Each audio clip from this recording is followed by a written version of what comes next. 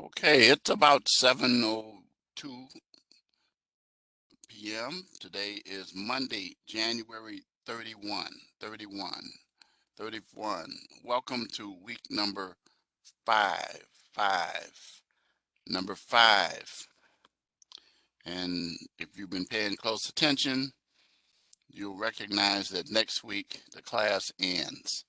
And so tonight I will be covering near the end the assignments for week 6, which really have to do pretty much, I think, with the quiz and the discussion.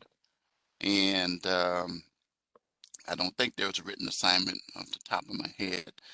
And so, welcome again. I see I have my uh, two what I call sidekicks that are here with me. Hope you guys are doing okay. Good to see you both again, Madison and Denise. Um, I was today in physical therapy, and there was a young lady who works with me in PT, and her name is Madison, but she spells hers with the O as opposed to the N. So uh, I told her, I said, yeah, I have a student, and her name is Madison. I said, but she has a I, so she's Madison. And then she says, well, I'm Madison.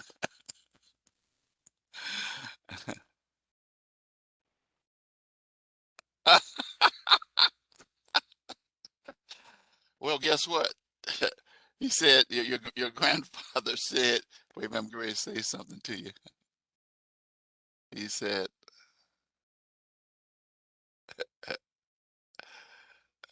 your grandpa says I'm not a boy, so I can't of son in my name. Wrong. Look at the last name.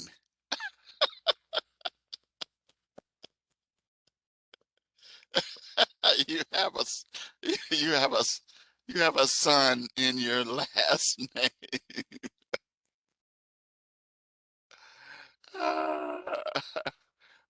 That's okay because your grandparents always spelled your name in the boy version. Uh, oh, Dennis, that's what you're saying, Denise. Yeah, girls kind of tend. I have a daughter. Her name is um, Jillian Richey, and that's her. That's for Richard. And then I have another daughter who is 44, coming up this year, and her name is Christina Rochelle. So both of them are Richards. And I did that, guys, because I came from a family of 8 girls and no boys.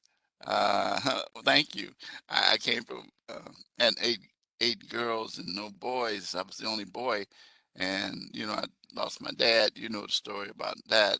If you listen to my story, uh, that his name was Richard, but I didn't think I was gonna have one. So then, when I married my current wife, Julia, that's when I came up with my first child with her. It was a boy, so I quickly named him Richard.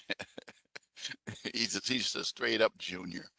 Except he's 6'2" and I'm 5'11". So he's lean and tall and eats everything he can see. I mean, he doesn't gain any weight at all. This kid eats all around the clock. And but I eat some stuff and I look at it and it sticks to me, which is why I'm going to be losing for the end of this year 100 pounds. And I've kind of started out working on a little bit. I've lost 15 of them since January. So I keep on going. I got ways to go. So I'm getting ready to get a little help with that, though, with the bariatric surgery, which I'll be sometimes finding out. Well, I'll find out about it Friday when we'll be doing it. Um, so I'm not excited about that because my whole eating habit has changed. My wife decided to go yesterday. I wasn't feeling well, so I didn't go to church, so I stayed home. And she said, "Hey, we went to Famous Dave's." I said, "Oh, thank you so much. Don't come home with ribs on your breath." you know. But yeah, yeah, I like ribs. I can still eat ribs, but not like I used to eat a whole 12. The whole slab. Uh, can't do that no more. I can't even eat six like I would. I have to eat only two or three, and even then with no sauce. It's still no fun. But anyway, why am I doing this to myself? I'm right now. I got I got this right here. I'm drinking water. Okay, guys. Uh, well, we got a lot to cover today. This is it. Again, I want to start out by saying to those of you who are not on this call, um, what do I have to do? What do I have to do to stress APA? What do I have to do? What do I have to do? I just want to just come through the screen and say, what do I have to do? Um, so I don't know, but APA, gotta do it, gotta do it, gotta do it, gotta do it for, not just because I said so, but also because institution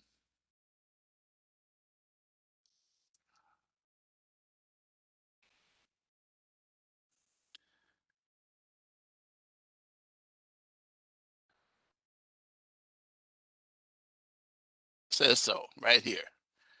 Right here. It's written um, that we focus on APA, and the university has chosen APA as the standard documentation and citation style in all courses.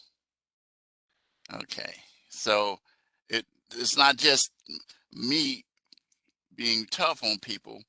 The school says, and the reason why the school is doing that is because it helps you with excellence. Those of you who have achieved a level of success, I know you guys have, um, and that Madison, you're a student tutor, and you know that that's part of the requirements working with Bethany, APA, because you have to help uh, some of your colleagues.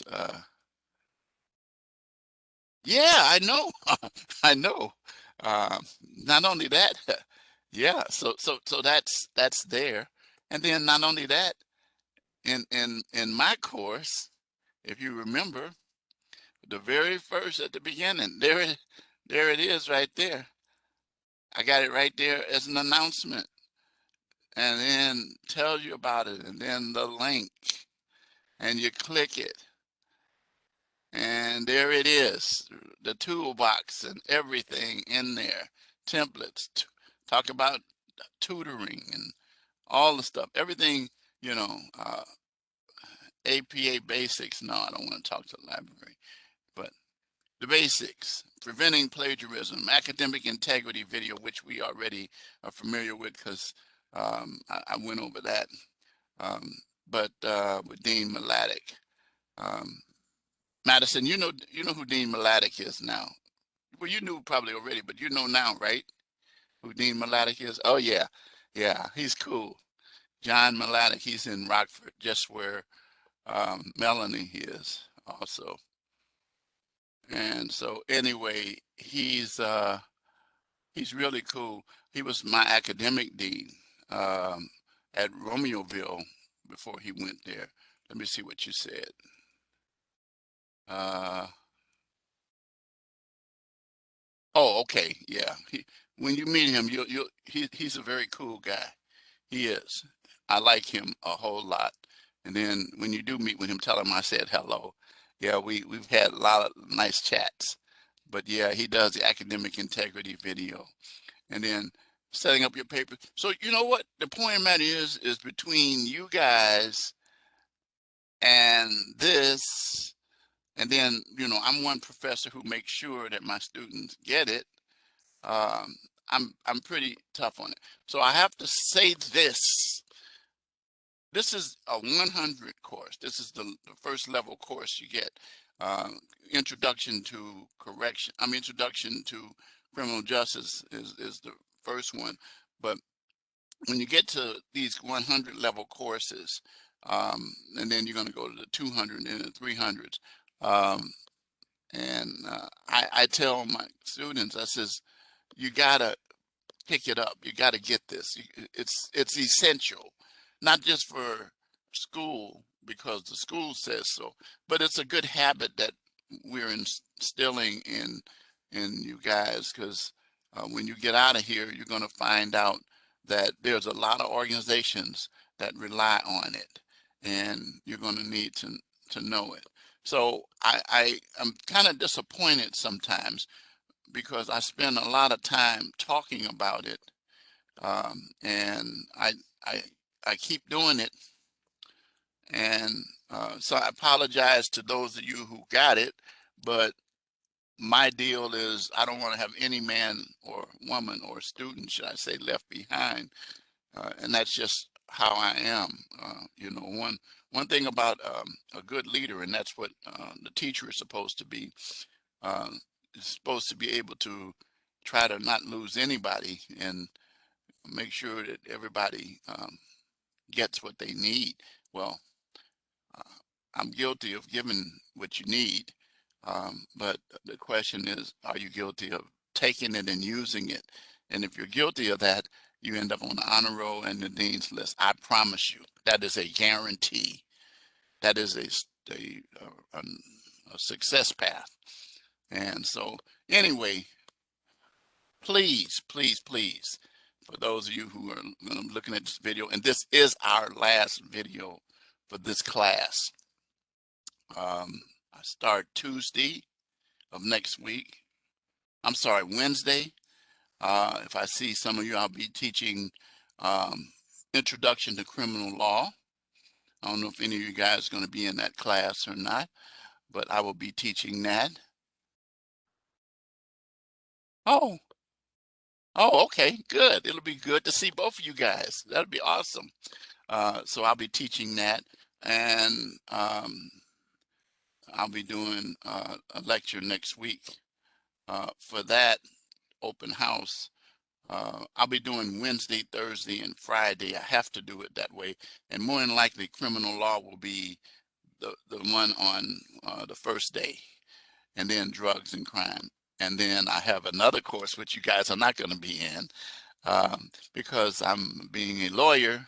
They know I know law, so if it has law behind it, they put me in it. So business law, which is interesting. That was the first course that I taught when I came here in 2011 to teach residentially. So it's okay. I know contracts and all that stuff, but so I teach that also next term, um, and it's I love both of those courses, especially. I love drugs and crime, especially because you're going to learn there more about. Well, I'm not going to jump into it. You'll see. You'll see. And then the lectures probably will be for criminal law in the weeks after the opening week, which is the opening week is next week, will be on Mondays. Drugs and crime will be Tuesdays, and that's my thinking right now. And then on Wednesday will be business law. So, okay, got that done. So now let's get into what we're doing here. So I look forward to seeing you guys in there. All right. Coming to the month view, and here we are. This is there is no class the 31st of January. No class the 32nd of January. Well, of course, so never been a 32nd of January, just like uh, that there's never been a class. I mean, there's never been anything that happened on the 31st of April. Um, when you take criminal law, I think I talk about that in that class, and I also talk about it in contemporary issues of criminal justice, and you'll see that that discussion coming up. You say, "Oh yeah, I already kind of know the prelude of that." So anyway, tomorrow is when your initial post is due, and that is February the 1st, and then the 5th, which is Saturday, your reply post is due. Okay, and then we move on over to February, and you see that the course last assignment for week 5 are due on Sunday, your quiz, and your written assignment. And then next week, again, the 8th, that's the last day of class. When we get to the part about week 6, you'll see the course ends on that day, and then that is it. We don't go to the 9th. We don't go to the 10th, 11th, 12th. You can't, because starting on the 9th, that's when I'll be teaching drugs and crime and criminal law and business law. Okay, we'll be in term number 2. All right. So that's the final time. Um, I guarantee you there's going to be some people that told me, I put my assignment in before 11:59 p.m. Central. I say, but the question is, did you complete and submit? It reminds me of the due date for taxes, which I think this year is the 18th of April, but usually it's the 15th of April. I'm always reminded of that because Jillian Richey's birthday is April 15th. And so anyway, if you submit your taxes on the 16th and they get there and not postmarked before the 16th, it will be, you'll get a penalty. Uh, and it technically be late, even if you got money coming. Well, they don't penalize you, but it's still technically late. So you get my whole point in a nutshell, is that it's over. There's no extension. There's only one way to do it, and I'm not going to tell you how to do that because we discussed that during week 1. And just a clue, it's in the syllabus. But once again, um, it's up to me whether or not you can go longer. So no one has told me or tipped me off about that. Usually I get tipped off about that around this time, but I haven't heard from anybody. So anyway, that's when the course actually ends. All right, so we're off of the calendar, and let's get to the announcements. Today, you'll see the week 5 announcement. I will put up the week 6 announcement as I normally do. I usually put it up on Sunday and Monday, but I'll put it up earlier this week because the course ends. And so here's week 5 module, challenges within the field of corrections. What are the challenges within the field of corrections? I gave you the PowerPoints for chapter 7. And actually only these pages, these 4 pages are involved in chapter 7 here, because we had used that, I think, before. And then 13, 15, and 16, which I sent you. And then we'll deal with these activities after that and the vocabulary review. And it tells you when the lecture is, it tells you the discussion assignment, sensible revocation, which we'll be discussing tonight, is due, as I said earlier, tomorrow night and then Saturday night. And then your final assignments, written assignment is release planning. And then you, of course, have the quiz, and you know how many times you can take that. And it's due 11:59 p.m. Then you know about my motto: adversity is a springboard to success, and this is what we need to be doing now: is finishing strong. And so that's the announcement that we have for this week. So now let's go into the actual module. Challenges within the field of corrections. Let's put you guys up here. And let's talk about the written assignment. And the written assignment is this based on this scenario. And you know about some of these issues. And so you're looking at your state. You have been researching your state's process and policies relating to release planning. What is release planning? It is exactly what it says: planning to release. As you know, and I know, very few people are in prison for the rest of their lives. I mean, most people get out at some point. And so as a result of that, you begin to put a plan together to have those individuals to come back into society. And so in this written assignment, you're going to be a consultant um, who's been tasked with assessing several state release processes. The first state you've been asked is a determinate sentencing state. And you know about what that is because we discussed this. And then it reminds you they have guidelines that determine the prison sentences. And then offenders are released to parole after serving 2/3 their sentence. So you already know when they're going to be released. All right. And they gave you an example. And then they talk about the revocation rate, and which is 55%. And most do come back and are returned primarily, as it says, for technical violations. You should know what technical violations are. Technical violations are any violations, to be honest with you, that have to do with the conditions in which the person is put on parole, such as not attending, going, maybe, for example, getting a job, or either finding yourself where you're getting an education. Um, if you need drug treatment that you're attending, your sessions, alcohol treatment, mental health training, any of those kind of things that will help get you from 12 to 6 on my clock that we've been talking about this whole term.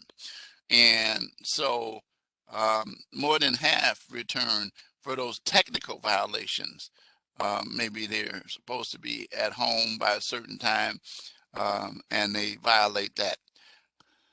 Other violations are based on violating the law itself, committing a crime while on what we call paper, which is parole or probation.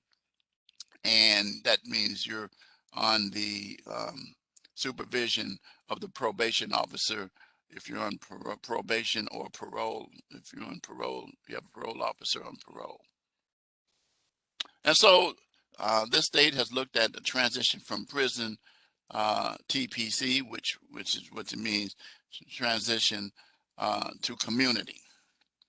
And so there are issues that take place, so you're going to deal with that. So for this assignment, having said all of that, and also kind of gave you some explanation of a few things that you need to be aware of, you'll be creating a proposal that include identifying 2 recommendations for this state, including specific examples for each recommendation.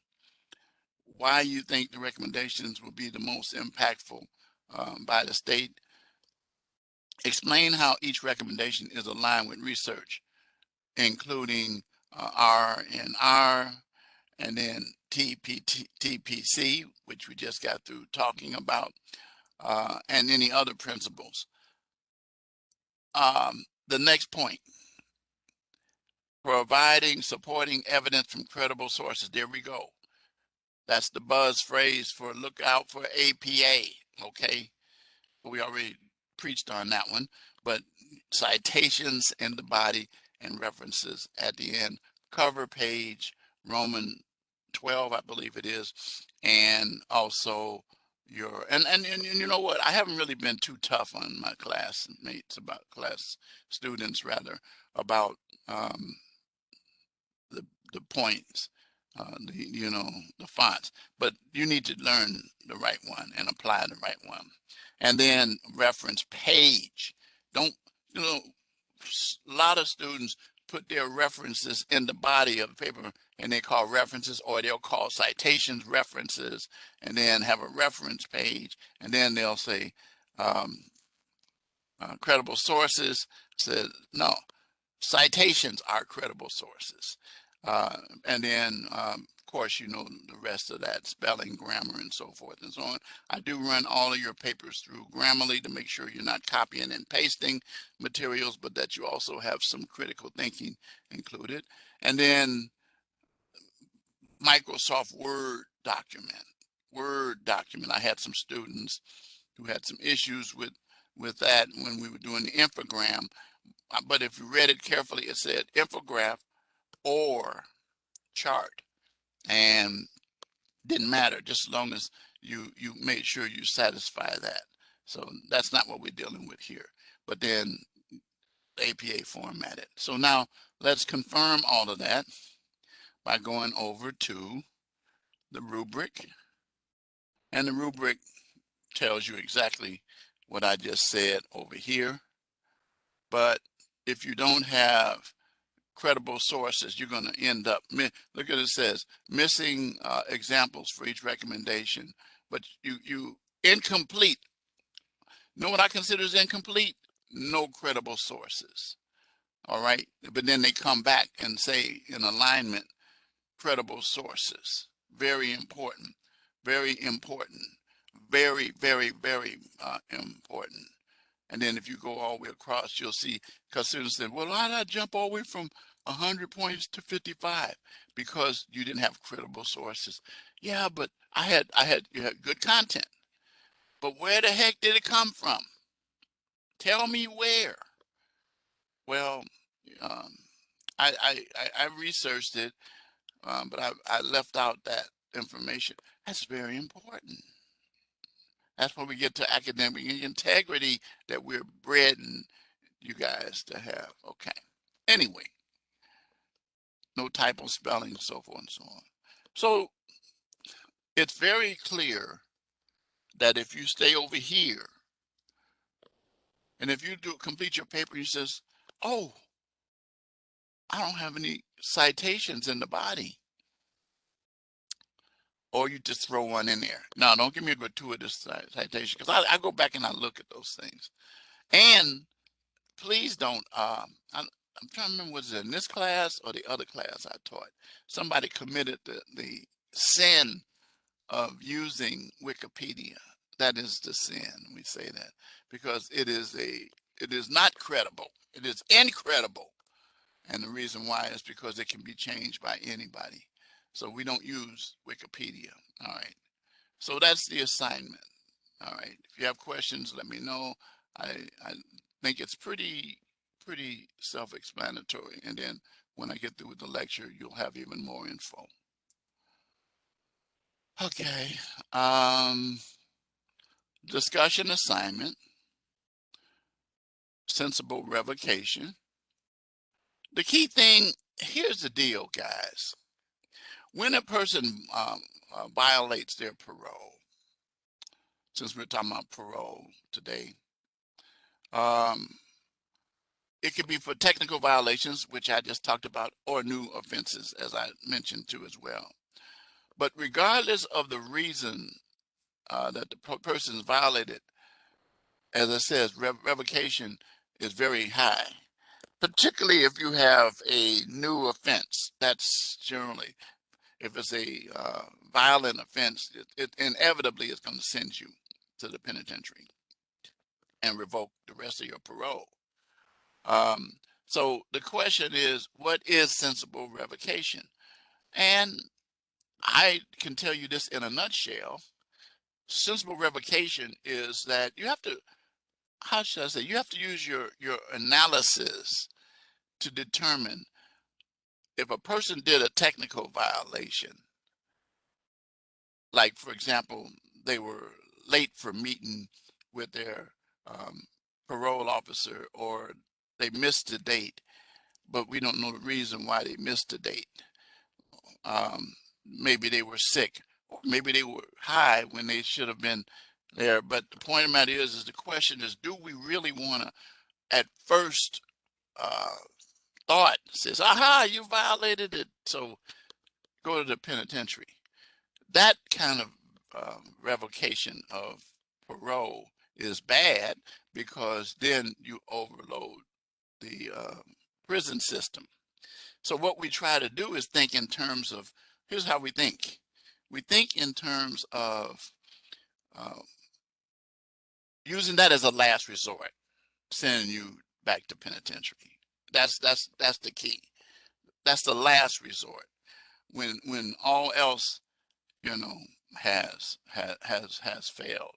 And you're going to discover that most individuals that they violate, as it says, for technical reasons, and not necessarily new offenses. It goes without saying, when you commit a new offense, you're going to go, because you you committed a crime. That's one of the conditions, by the way, that is in your um, parole, is that you don't engage in crime. So if you commit a new offense, boom, you violated that. And then depending on the kind of new offense that you committed, maybe you stole a loaf of bread. Okay. Would you want to send somebody to the penitentiary for stealing a loaf of bread? Would you?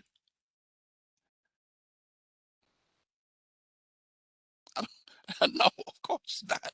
No, you're a teller the Han, you have to do some studying about that. But no, that's like, yeah, okay. No, it's just like in law enforcement.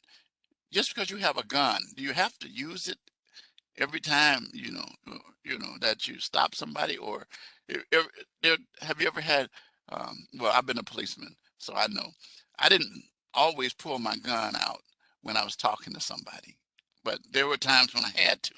Okay, but I never fired my gun, um, except during practice, because man, all the paperwork you have to do, but you only fire it if necessary. Those kind of things. We didn't have tasers back when I was on the force. It would have been nice, but they did not.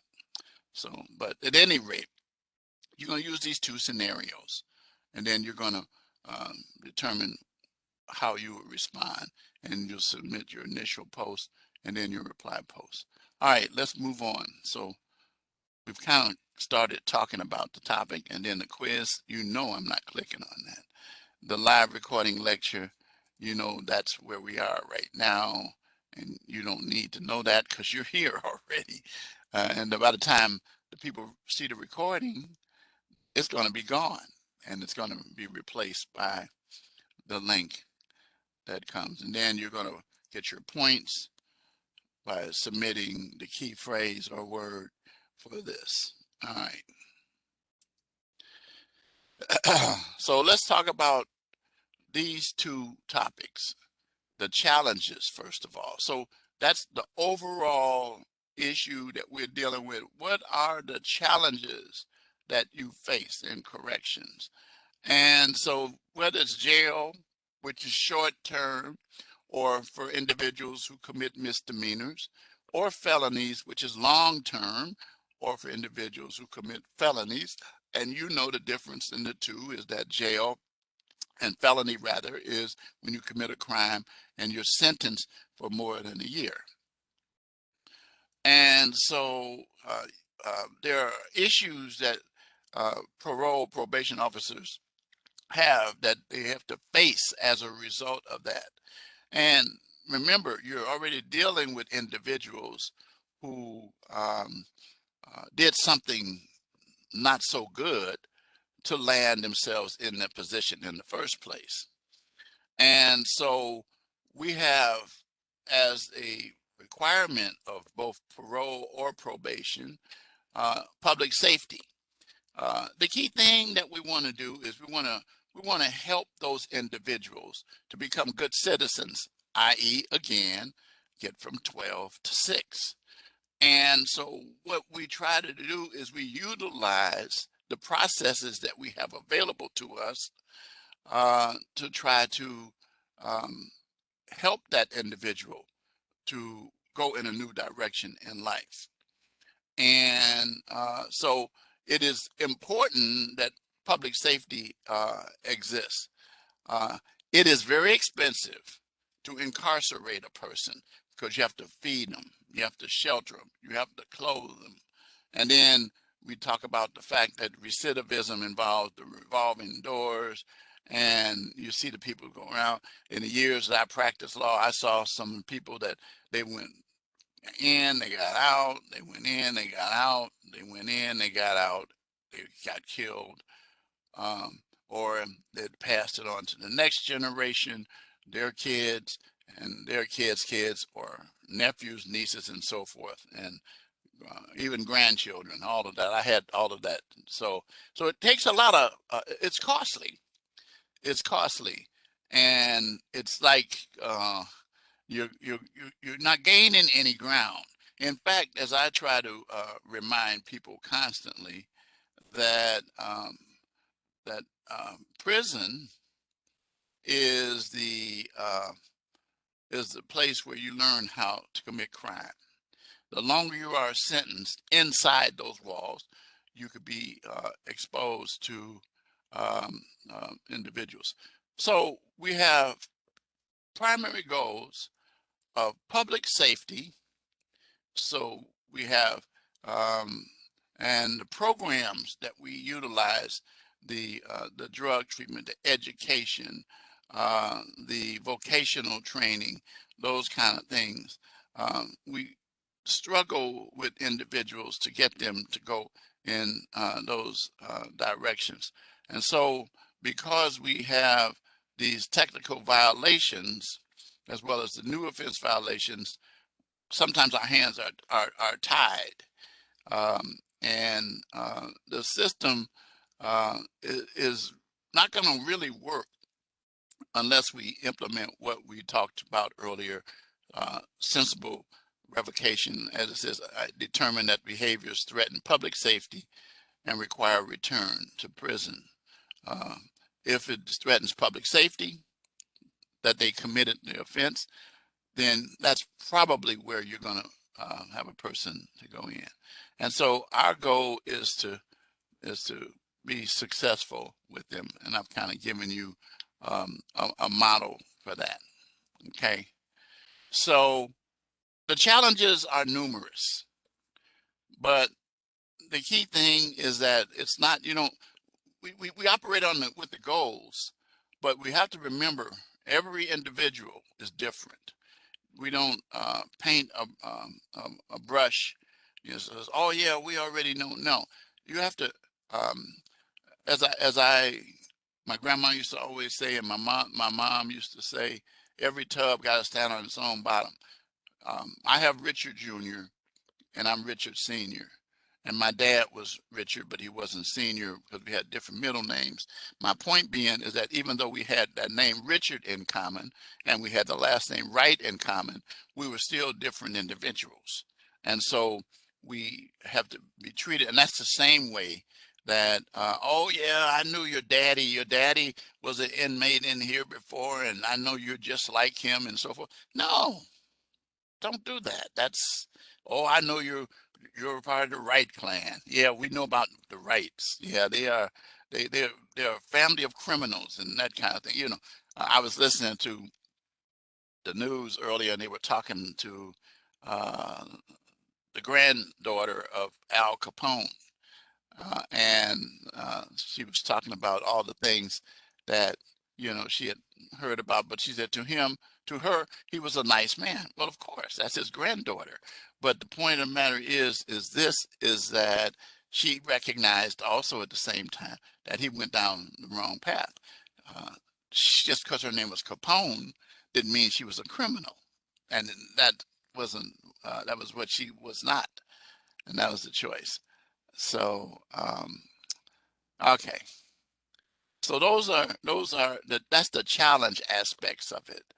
Um, we could go on and on and on about it, but remember the key thing is anything that interferes with the plan to keep inmates on the path to 6 o'clock and have them to grow on 6 o'clock. We want to try to do that. And the first cause of action is try to help if possible, but not to the detriment, not to the detriment of public safety. Okay. Any questions about the challenges issue?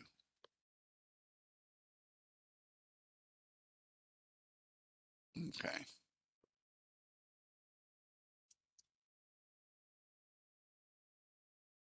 So, introduction to corrections.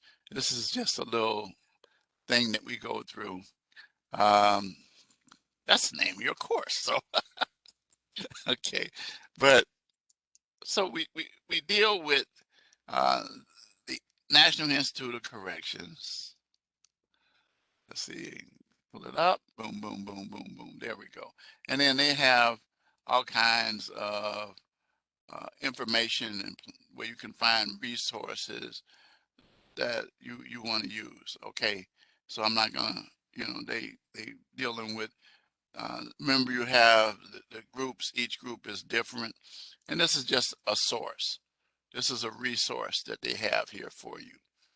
Now, what I want to do though instead is I want to get to this, the overview of challenges in correction. So we want to deal with the TPC, which we already talked about, from prison to the community. We want to get them where they started at. They started in the community, went to prison, but we want them to transition to reduce recidivism, to reduce victimization, that is, hurting other individuals. And we want the public to be safe as well. And we help them to be safer by providing individuals who are given second chance opportunities and third chance sometimes in some occasions. But the key thing is we have to help people. But two of the issues that we deal with, and we're going to be doing this in the next term, is drugs, mental health. We'll be talking about that in the very next course.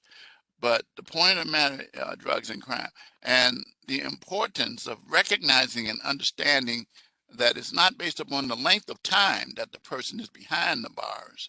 It's based on what you do to try to change their condition.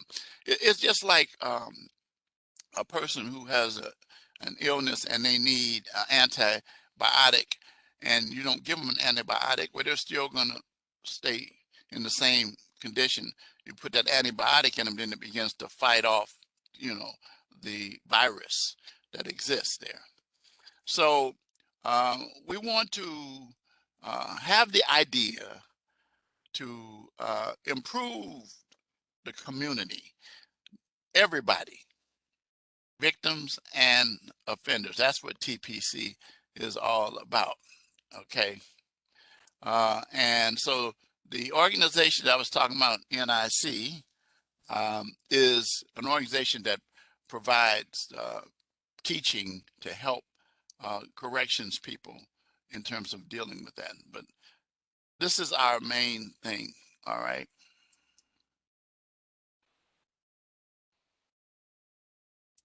So in terms of dealing with TPC, we deal with these different issues. So first thing we deal with is an assessment. That is, we look at the risk principle, determine who to target. Some individuals require more than others. The need principle of the R&R, what we're going to target them with. I mean, it depends on a number of factors, dealing with the reasons why they're in the position they're in the first place. Let's say they may have a history of antisocial behavior or come from that, antisocial personality patterns. We got to turn those things around. Antisocial attitudes, values, and beliefs. They're affected by peers, friends, and other associates. We got to get them to 6 so we can change their direction, their associations, and all these kinds of things. So we have to look at who and what. Okay, who they are and what got them there. That's the point. And so the case plan, where we take, as I said, the individual or a client, from prison to community and vice versa. And then we begin with planning a case for them. What do you need? What have we identified as your problems?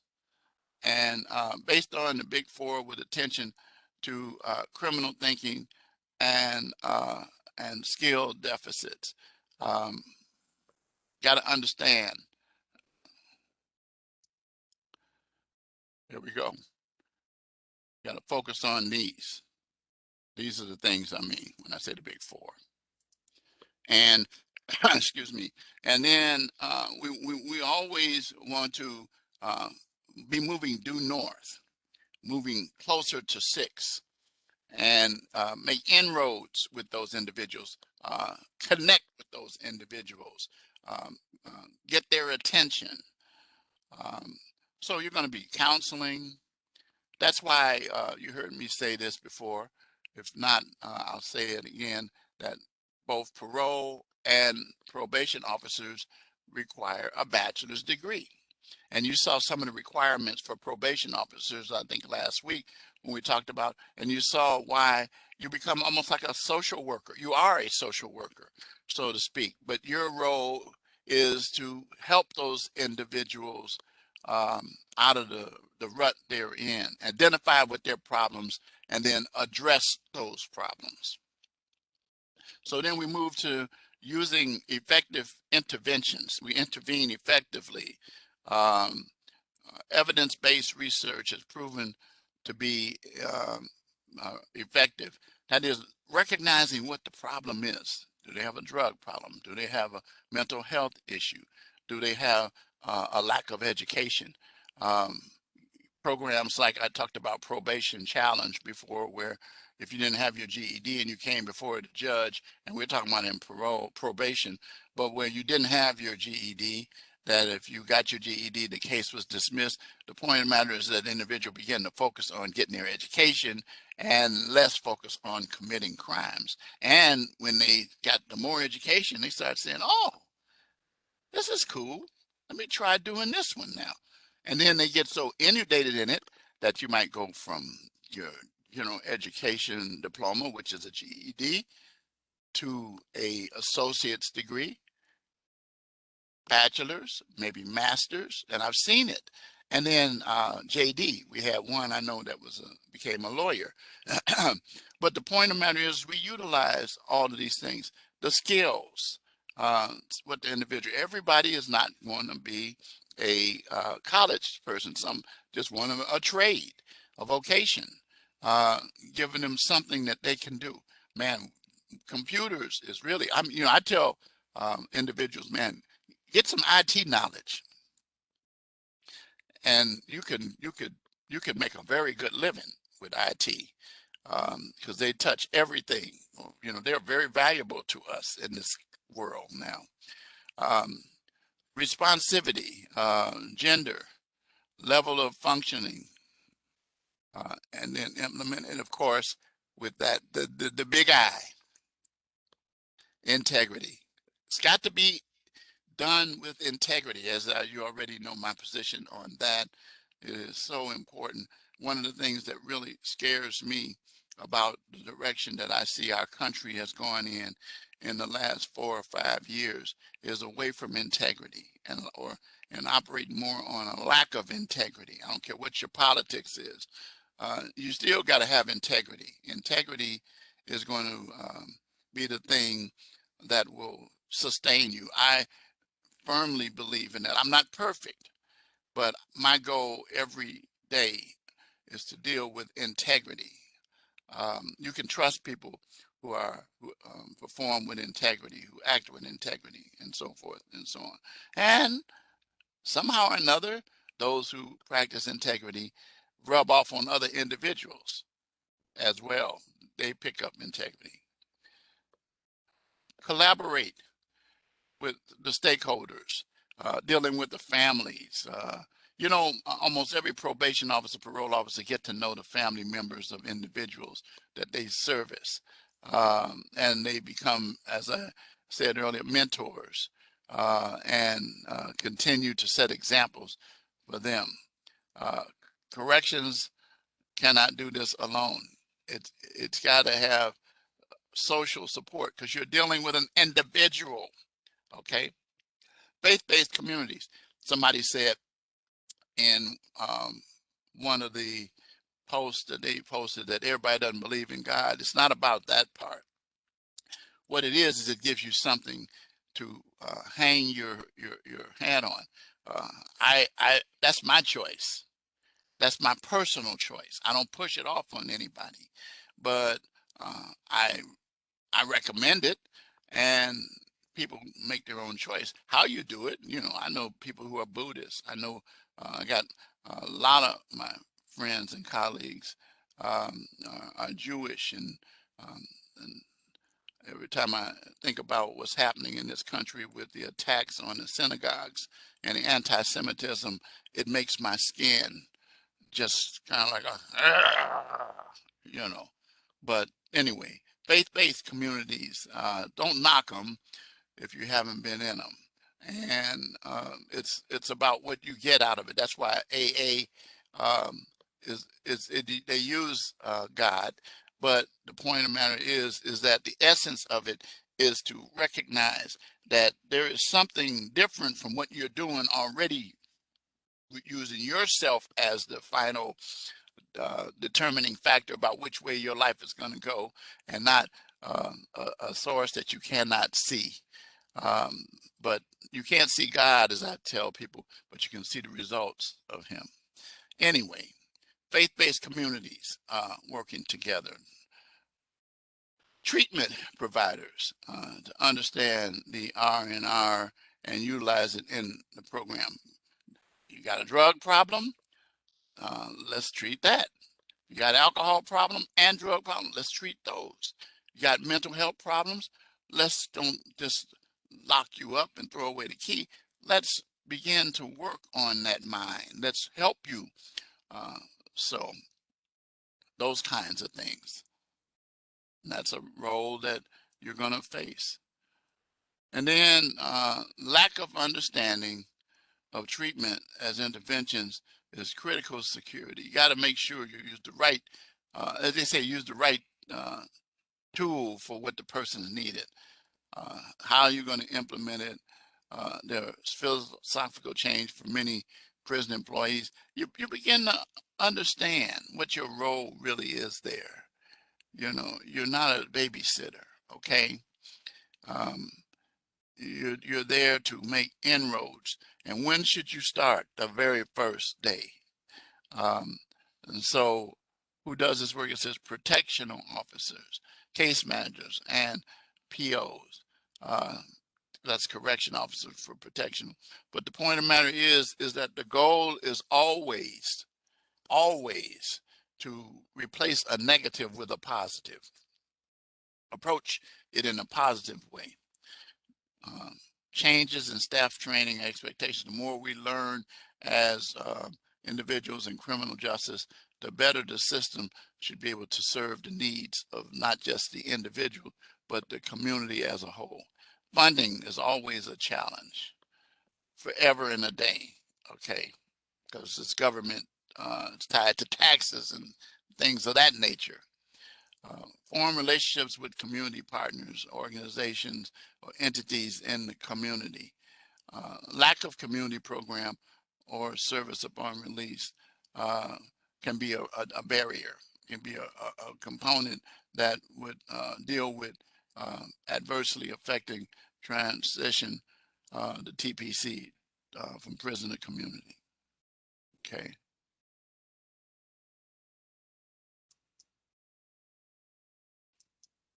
And that's it there. Okay. So now we've gone over all of that, and we dealt with the challenges that you have.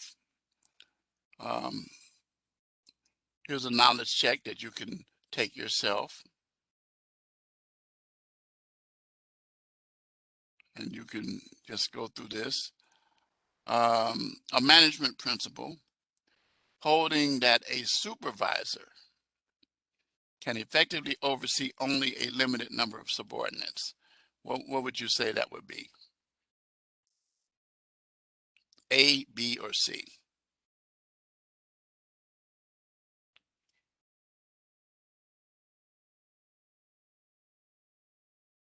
What do you think? A, B, or C? You think boundary violations? Okay, let's try let's try this one. That's correct. The span of control. Think about what the question was. The span, how much can you handle? How much can you actually control? The other two will throw you off. A series of organizational positions in order of authority. As soon as you see that, you should automatically know. You don't even have to read the rest of it, but it says, with each person receiving orders from one above them and issuing orders. Come on, guys. Yeah, okay. I know you know that. That's the chain of command. Absolutely. Absolutely. Yeah, chain of command. So I'm not going to go over any more of them because I want to get to. So anyway, you go over those and study those for yourself there. By the way, study them before you do the quiz because you'll find why I said that when you do it. Okay. Um, any questions about number week 5? Okay. Now, I'm going to delay the key phrase because the reason why is because I want people to listen to what I'm going to talk about next, but I will come back. Um, um, I already know what the key uh, phrase or word that I want, and you might write it down. But because let's go to 6 because there is no lecture for 6, and so it deals with speak right. The future of corrections. Which way is it going? And you're going to have the assignments, and you're going to see something. Look at your assignments. Oh my God. Where's your written assignment for week 6?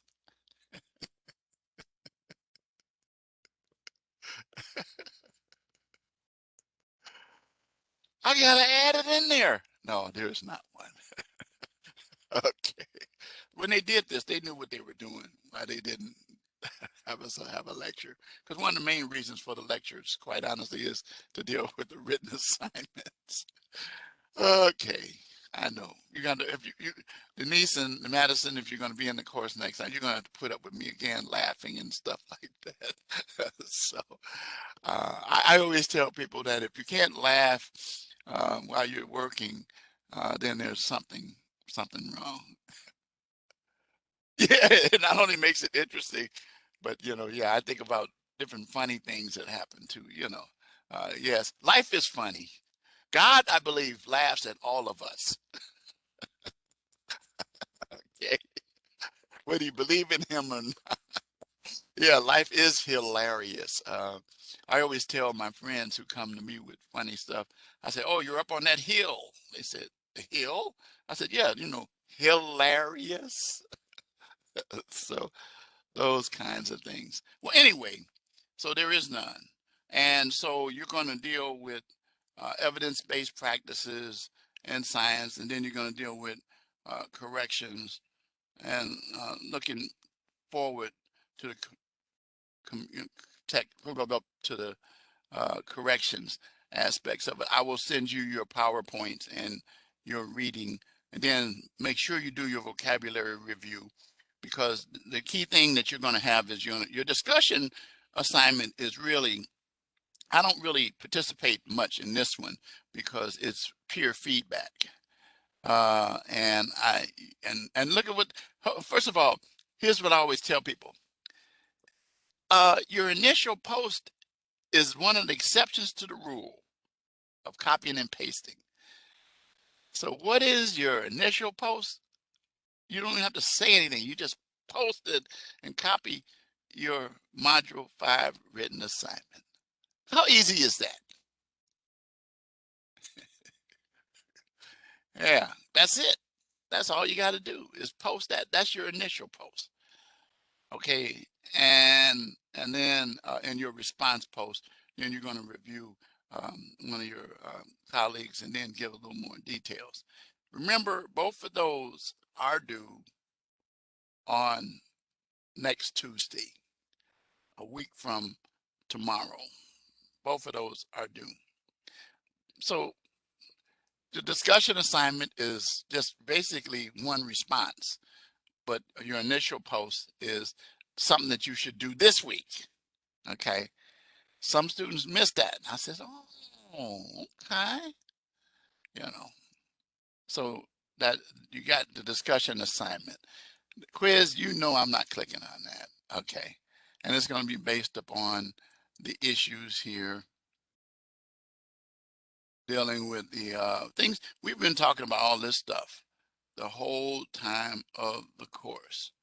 What does it take to deal with the issues of correctional dilemmas? We've already talked about all of these things. The mission, we know what that is, to transfer you back to the community, that there are issues of cost because of the government aspects. The personnel need to be qualified, the structure, and then the methods that are used. As it talks about, the mission is, if the mission is unclear, then the strategies will be vague. And look at these points and you'll see. And that's it for that. Okay. And then corrections today. We've already these are statistics and numbers dealing with the different aspects of ethnicity and race that's involved. And remember our list of criminogenic needs, those factors most concentrated to criminal behavior. The sex of the individual, the race of the individual, and age are not included, because the idea is that it doesn't necessarily mean because you fall under one of those that you're going to be involved. When we run into that, then we run into a problem. All right. So these are just some statistics that are involved here that they give you there. And then looking forward to the future, you're going to go ahead and you're going to do this little thing here. And you're going to deal with this yourself. Looking forward, the current trends, and the 3 challenges, which these are them right here. Reinvigorate a new correctional leadership, refocus our investment on what works, and reclaim the moral and ethical high road, like getting people to 6. Okay. So those are things. So kind of like what we've been talking about this week, it kind of feeds over. Then you have your vocabulary review. You want to make sure that you do that as well before you do your week 6 assignments, so that you go over some of the stuff you should already know. A concept used to distinguish people according to their cultural characteristics, such as their language, religion, and group traditions. What is that? Got it. Not the second. That's right. Ethnicity. Excellent. So you go through and you'll see you know a lot of that already because you're smart. All right. And then there's a survey at the end we ask you to do. You know, I always laugh because every time I get a survey, I always have at least, well, a lot of students don't do them, but I have had some students to that don't do well, and they'll say that I graded them too hard. Wrong answer. The school already knows. They know how I grade. And my students who say, really? Okay, but anyway, that's a whole nother discussion. So I'm not offended by what people feel because otherwise I wouldn't be what I am today. A teacher, but and a preacher and a parent. Okay. So that's it for week number 6. Any questions about week 6?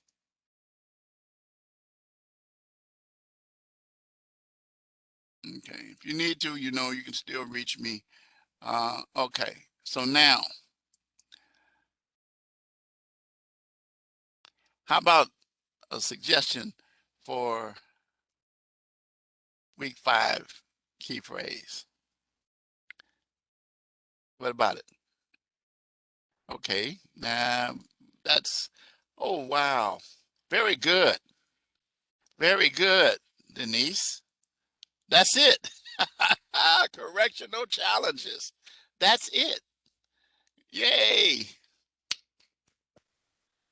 Yeah, let's see. Can I do this? I tried to do this before. Let me see. Yeah, see.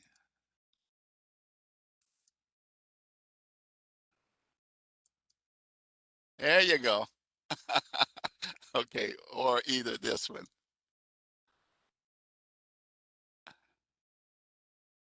Yeah, clapping hands.